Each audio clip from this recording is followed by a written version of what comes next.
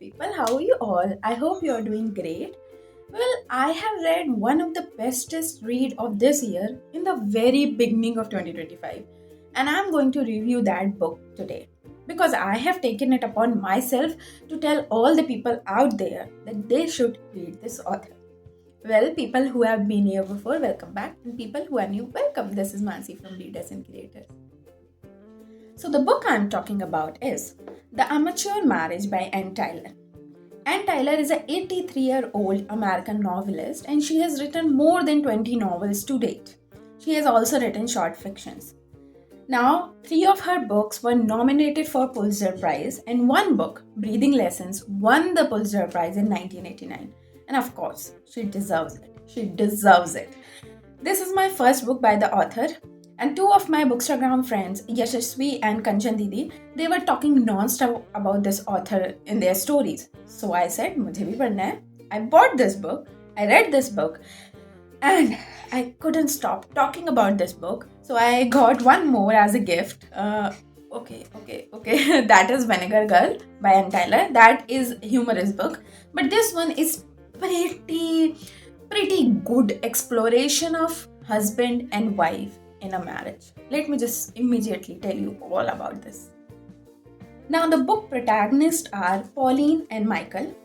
They get into this mismatched marriage. Like, at first, they fell in love with each other so desperately, deeply, and immensely. But when they got married and got into the rituals and chores and mundanities of married life, it starts getting mismatched or start turning into an amateur marriage. Now, this story is spanned over 3 generations. Pauline and Michael, their kids and their kid. But the story always and forever revolves around Pauline and Michael.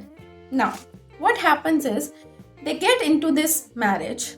Pauline is a very pretty girl from a little bit high class and she likes to get social, she likes to go out, she likes to interact, she loves to have a social life. Michael, on the other hand, went to army, got injured in his right hip and had a limp permanent. Came back, get married to Pauline, and he's an introvert boy who always helped his mother, a widow, in the ration shop, kept silent, just word to word, kaam se kaam bolna kind of thing. And he's a very quiet, very mature, very sensible kind of man. This is, I think, what the general male and female problem is. Female want the words of validation, affirmation, and affection. And males are like, they love you, you understand, I'm your husband, I love you. What's more than that, right? But the way Anne Tyler explored that in this book is incredible. Incredible. The things she pointed out, the lines with which she explained that complex relationship of Pauline and Michael is just beyond something I have read in a long time. Now, on one hand, I would say that this story or the relationship of Pauline or Michael went down because they got into this marriage thing very soon, very immediately. As soon as they got to know each other, then they became long distance and then they got married. So, on one hand, I can say it was a desperate marriage. That's why it failed. But on other hand, I can't deny that both of them grew up in that marriage.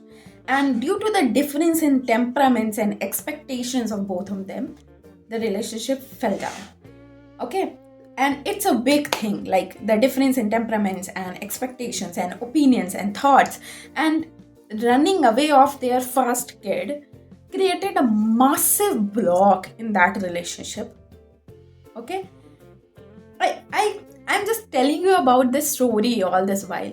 But I have to tell you, you have to read the book to know about what the author is talking about. Michael later on gets into a relationship with other women, got married also, and then he realized that that woman is all the things he expects Pauline to be.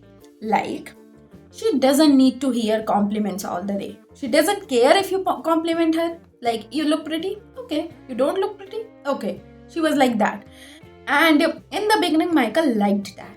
He loved that. And he was always comparing in his head that Pauline was not like this. She was always complaining, always asking, always expecting.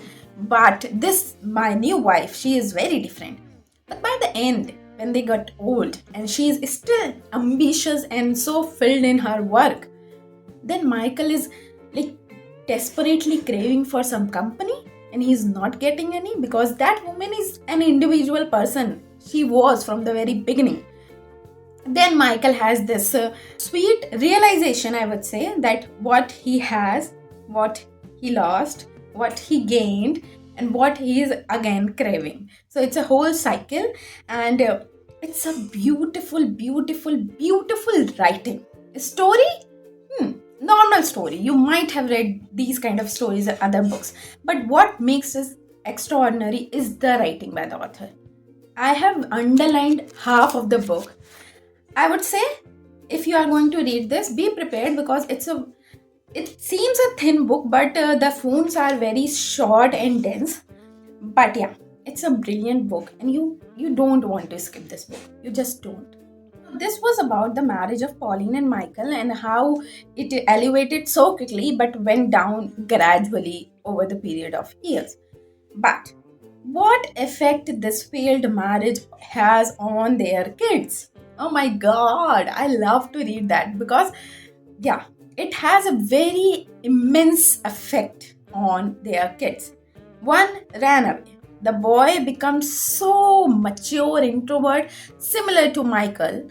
And the third girl, she becomes so lost in her work ambition and she doesn't want to get married. She wants to work tirelessly work because she doesn't want herself to involve into any kind of emotional relationship which will lead her to live a life like her mother or to face a life like her father. So the impact of a failed marriage, I would say, or a amateur marriage, that impact is very visible in the kids.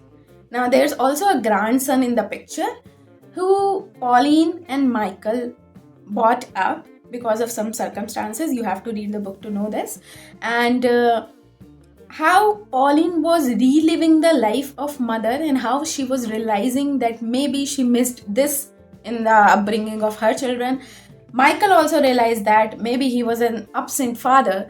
And I think this is the course of nature. Every grandfather or grandmother realizes during the bringing of their grandson or granddaughter that they have missed to do this while upbringing their children. So it's a cycle. So it's not something very abnormal or unusual. It's a cycle that happens in all our lives. The character development in the book is insane. It's insane because in the beginning you might develop a disliking for one of the characters, maybe Pauline, maybe Michael, but gradually you will start understanding them. You will find reasons to assure yourself that what they did, why they did, who they are. So the character development is insane in the book.